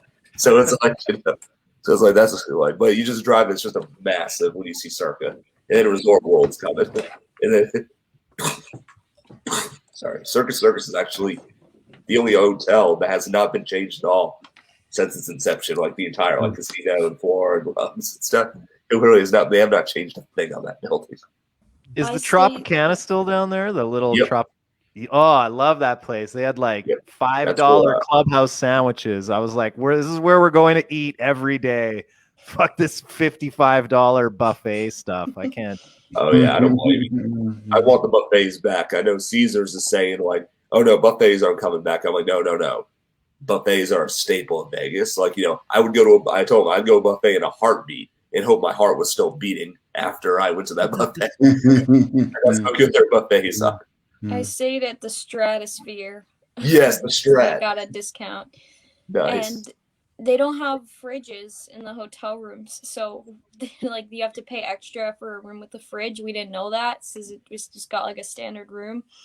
So like we would order these like giant pizzas, and like there would be nowhere to like store it, so we just have to like literally just eat everything that we bought, or like it was just gonna go to waste. It was so annoying. Did you go to Nunzio's for the pizza at the Strat? Yeah, Nunzio's. Yep. They're pretty good, very expensive, but they're pretty good.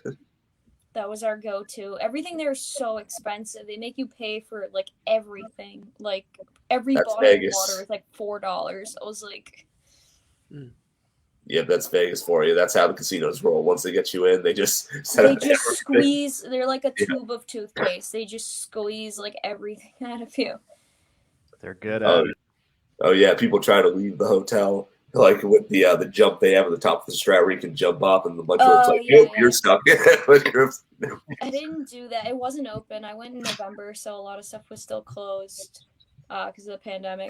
But I was like thinking about it all week, and just like, because like my boyfriend was gonna force me to go on it with him, and I was just like, I really don't want to go on it. And then we finally like went up to the counter, and they're like, oh no, it's closed. And I'm like, oh, come on, man. Like I was like secretly really happy. Oh yeah, I don't blame you. Those 3 rides are like not even the jump itself, like the 3 rides they have on the top floor are just insane. I hate rides. A giant spinny thing. It literally holds you over the side of the building and just like spins you around like right over the edge of it. No part of me wants to do that. Like none. Yeah, I'm afraid of heights, so I'm not doing that. I know that for sure. Vegas is a very different experience when you're single than when you have kids. Yep. You ever take Vegas? I mean, anybody here have kids? Take them to Vegas. It's not the same thing. You don't spend, when you're single, you don't spend like 6 hours in an M&M store. But when you have kids, that's what you do in Vegas. Or the Hershey's store. Yeah, Hershey's across the street. I got pictures of my kid hugging the giant Hershey's bar. Yeah, it's definitely different. Yeah. The Tournament of Kings they could go to. The Tournament of Kings at Excalibur with like the jousting knights. That's like about the only other kid friendly one, and the rest of it's just like a lot of people take their kids to Carrot Top. It's like they don't know what his comedy is like, and the parents are like, "What the fuck?" He's still touring? Yeah. Oh no, he's not touring. He just has a residency at the Luxor. He signed another 5-year contract. Like he's a staple in Vegas, Carrot Top. Is he? If Yeah. you're I ever haven't heard wondering that what name. happened That's to a so cool. celebrity, they have a residency in Vegas. They just disappear and they live in a hotel in Vegas and just, you know, eat. and Isn't he perform. like a prop comic or something? Yep, he's a prop comic. One of the better ones. One of the better Apparently, ones. they make you lift weights when you move to Vegas because he's jacked out now. Oh yeah, like there's a lot of gyms. UFC's headquartered in Vegas, so there's like a UFC and like fighting gyms everywhere. Like you'll see boxers. I always tell people, hold your anger when you're like on the road in Vegas or driving. That's why so many people to Uber. Like one guy, like one time, like one guy was like slamming on his horn in this car, and the car in front of him just pulls over, and like he like gets out of his car, and then like the guy who's in the front car basically walks out, and it's Evander Holyfield. He's like, "What's the problem?" That's what he said, and the guy just walked back into his car. Like just like you never know who you're walking next to. So When yeah, we it's like were keep on your best behavior. You know, it's like when I was at the Stratosphere, there was, I forget who's, some rock star. I want to say it was one of the Rolling Stones, so I could be wrong. was it DJ? Sorry, not, I always forget his name, but he. Oh no, it's not DJ. Ashba. Was it Ashba? It was Ashba from like Motley Crue. I have no DJ idea. Ashba. I didn't see them, but he just parked his McLaren outside in front of the hotel. So, Oh, nice. and somebody said it was blah blah blah's McLaren. Of course, my boyfriend had to get a photo shoot with it naturally, but it was pretty cool. You can rent some badass cars in Vegas. You can rent tanks in Vegas and drive them around the speedway. You can rent Thanks. you can rent Lamborghinis. You can rent the slingshots. Those little Polaris slingshots. People do that all. Vegas. It looks like it was designed by a 13-year-old boy. Like it's just. Yeah. Like, You know, I tried to explain to my kids what Vegas was going to be when I took them there. We talked about it for like a week, and they never really fully got it. And then we got there, and my daughter looked at me and she goes, "Oh, it's Chuck E. Cheese for adults." Practically, yeah. That's what it is. Chuck E. Cheese is nothing but like a training ground for Vegas. Chuck E. Cheese. It's Disneyland. It's like It's you know, an old Disney World. yeah, but I mean, originally Vegas was supposed to be Cuba, right? And then Castro came in and kicked everybody out, but the mob had set up Cuba to be like Las Vegas, and then they were like, "Screw it, let's just do it in the middle of the desert." So they started getting Oh yeah, you see a lot of this. shit, and they set up Vegas in the middle of the desert where no one could touch them. And now it's like the biggest growing city in America, isn't it? At this point. Yep. It's the fastest growing city. I think it's the first or the second. Chris, have you seen? There's a YouTube video of like the most expensive hotel you can stay in Vegas, or the most expensive suite, and it's the most bizarre thing I've ever seen in my life. They have It's like the Palms, right?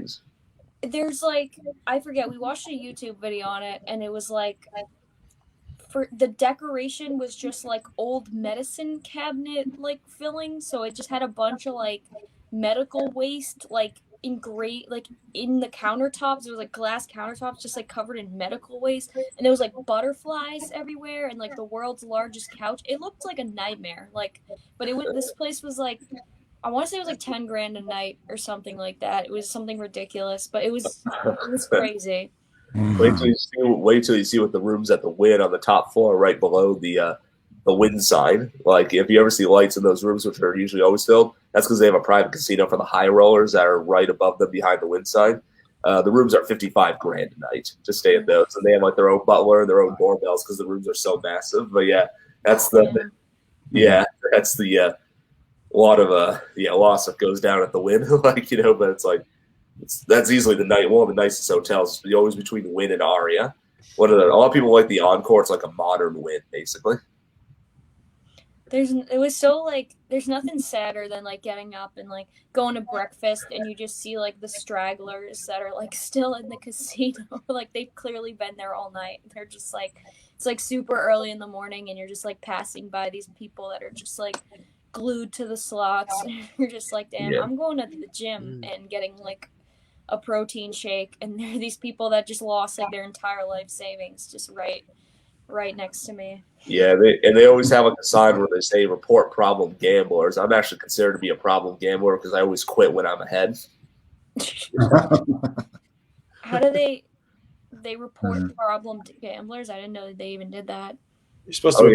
yeah, they have problem gamblers where it's like people are gambling too much. They're like, they just show them the number. They're like, call. They're like, call, get out. You've done enough. You know, they're like, That's kind of nice. In Canada and BC here, there's a casino here in Penticton, and there's actually a thing where you can call yourself a degenerate gambler or whatever you want to call it, and they will ban you for like 5 years from every casino in Canada if you call this number and tell them you want it. So in a moment of clarity, you can save the next 5 years of your life and then spend the next 4 years of your life hating yourself for the clarity. Yeah. Yeah, the Strats there, they have a Michael Jackson impersonator who does like MJ Live. He's actually a really good impersonator. Yeah. I didn't go to that, but it was advertised. I saw. Yeah, craziest thing is it's like people will pay $40 to $45 to pay for not Michael Jackson or a Michael Jackson impersonator. Basically, it's like crazy. It's like people pay all kinds of stuff, you know. Like it's there's a lot of stuff. Like Donnie and Marie had a huge residency for years. Mooted, have you ever been to Vegas? You haven't said no, I have not, but one day. So this was a perfect topic for you to be a part of. Save up before you go. You know, like make sure that like you I don't really do casinos. Like I don't really know how to play a lot of these, if not all these card games. Like because there's just so much. I feel like nothing can go right if I get into gambling at all. Yeah, they have little slot machines, but they also have like dealers around the clock because you can gamble 24/7 in Vegas. So they have dealers around the clock, but a lot of the they have some really good dealers, and they have some poor dealers. But I'm pretty sure those dealers are ranked by how much they make, how much they beat the people and stuff. You know how much they're winning at the casinos. Like it's all and they have the machines, like the little machines you can play blackjack on, like the little machines that they have and stuff. I like to go to tables sometimes, and I just do I like the dollar blackjack over at the Oyo Hotel, formerly the Hooters Casino and Hotel. I'll tell you this: gambling is a lot like politics, in that it wasn't designed for us to win. Yeah, it was designed for us to win. Yeah. So. The economy is rigged against you. Yeah. Is it true that they design casinos to be really confusing? Because every time I've walked around in a casino, I feel like I've gone in circles a million times to find the elevator. Oh yeah, they adjust the temperatures too at different times. They're evil. They change the music. Evil. They do whatever they can to oversensitize you to get you to stay in and keep gambling. They literally have it all down pat. And they let you smoke in there too in the Strat. The whole building just smelled like cigarettes. So I'm just oh my god. I'll take that over certain circuits. You should see the smell. They have traveling walkways only going into the casino. You got to walk your ass to get out. But on the way in, you just stand there and it'll pull you right in. That's why the carpeting is super psychedelic. The carpet's super psychedelic, and the ceiling is they just very want you boring. To lose brain cells. They don't want you to look down or look up. They want you to look straight ahead. None of the dealers are allowed to wear watches. There's no clocks. No clocks. Yep. Yeah, it's always the same time of day inside a casino, right? It's always feels it's nighttime. Yeah, time goes by so fast in those casinos. Literally, this is what they will do. They'll oftentimes, if you've been gambling at the table for a while, they'll sometimes start comping your drinks, and they'll have their most attractive hostess keep bringing you a drink, and then slowly another one, and another one just oh, you spent this much, you're good, you got comp and stuff. That's what they'll do. There's a fantastic movie called The Cooler. Yeah, with William H. Macy and Alec Baldwin, and it's all about old school Vegas, making this old school casino owner, gangster guy, is making a transition into new Vegas. And there's a new guy that comes in and is telling them, this is what you have to do with the rooms and the air and the music you play. And William H. Macy plays a cooler who's basically just a guy who's bad luck. He walks around and touches a table, and then the table goes totally cold. Everybody's rolling sevens, and it's a very, very good movie. Yeah. I've seen that one. And then the one that's about the mob in Vegas, that's Casino. That one's about the actual Casino's one of the mob in best. Vegas. Yeah, if you can stomach watching people get beat to death with baseball bats, that's a fantastic. Oh, the guy Joe Pesci's character. I've actually driven by the house. Yeah. Character used to live in a real house. Like someone showed his license, like his driver's license, like on Facebook a picture. It showed above the same address of the house. It's like right across from one of the open mics at Noreen's Lounge. Like that's where his character was. Yeah, I know. Like his character actually did own like a gift shop in Circus, and that's where they were money laundering. They were doing it through like a little gift shop because Circus was big mob, like Mob, Hoffa. They were all running this shit through Circus. Chris, have you ever performed at Rick's Barbecue where Pawn Stars is? I love performing that place. Yeah, I'm a local, so I get discounts on their barbecue. Their food is so good. It's kind of cool. It's just like right next to like the pawn shop and everything. Yep, and they have Chumley's candy store, like where Chumley actually will like be there a lot of the times, like at the candy store, and he'll like shake hands with people and stuff, get pictures taken with them. It's kind of changed a little bit now because of the pandemic, but that's how it used to be. Yeah. But yeah, the barbecue's amazing. I love their mac and cheese. They had really good food there. Yeah, you can also get slingshots there too. There's our silence. There was our. Yeah, no, I jumped in. Yeah, Luke's got it. Like a 5-second silent thing. Nice show. Yeah. Nice work, everybody. You guys all did awesome.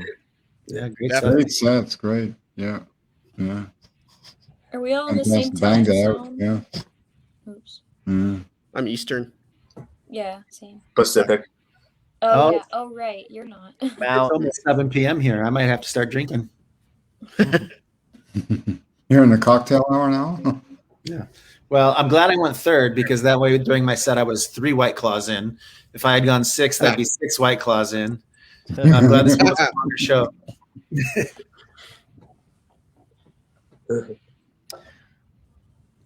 Okay. All right. Thank you, everybody, for coming on. Thank you, guys. Thank you. Thanks for co-hosting. Thanks to Luke for co-hosting.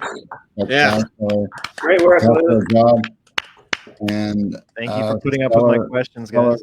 Stellar performance from everybody. Stellar performance. And good night. Thank you. And we're looking forward to seeing all the great stuff you're going to be doing. On Facebook, Instagram, YouTube, and after this pandemic in the shows in the clubs. And look forward to hearing a lot of exciting reports and news about your progress in the comedy world. Definitely. Thank you, Jeff. Okay. Thank you. You're welcome. Yeah. Thanks, guys. Yeah. Appreciate it. No, you hang up. no, you hang up. Guys, I'm just going to leave you with this. That should be a name of a show. That's what we should call it. I'm just going to leave you with this. I'll leave you with this. Bye, guys. Good night, everybody. Have a great night. Yeah. Have a great night. Bye. Thank you, guys. Sorry if I was a little under the weather. Thank you so much. Good night, Chris. Okay. Thank you, everybody, for tuning in. And it was quite a great show, quite an exciting show with some very extremely talented comedians. And looking forward to more shows next week. Bro shows, same day, same time. Brought to you by Spectrum Comedy Productions and Yellow Glasses Comedy. And we have a great show next Saturday, and you can hear all about it in the postings on the Facebook page. If you haven't already liked the page, Spectrum Comedy Productions, it's facebook.com/ /